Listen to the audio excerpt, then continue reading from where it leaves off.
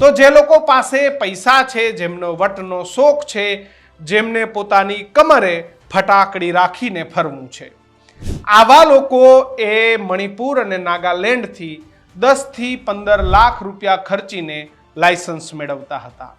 મણિપુર અને નાગાલેન્ડમાં તમે ભાડા કરાર બનાવો કે હું ગુજરાતનો રહેવાસી છું, હું અહીંયા કામ ધંધો કે બિઝનેસ કરું છું, તમે થોડા બેંકના પોતાના પ્રૂફ બતાવો, પૈસાના આ તે બીજા ત્રીજા XYZ, તો તમને ત્યાંથી મણિપુર અને નાગાલેન્ડથી લાયસન્સનો પરવાનો મળી જાય.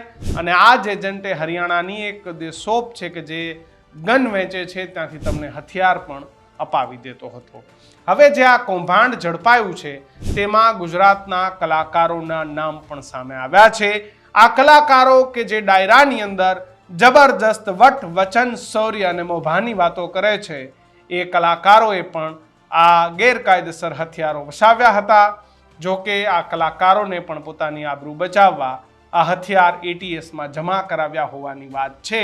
પરંતુ ગુજરાત ATS ન તો આ મામલે કોઈ સત્તાવાર જાહેરાત કરી રહી છે અને ન તો 108 લોકોના જેના હથિયારના લાયસન્સ એ મળી આવ્યા છે એના નામ પણ ATS એ પોતાના સંવેદનશીલતાના કારણે નથી આપી રહી. મિત્રો, આવા જ વિડીયો અને શોર્ટ્સ જોવા માટે આજે જ અમારી ન્યૂઝરૂમ YouTube ચેનલને સબસ્ક્રાઇબ કરો.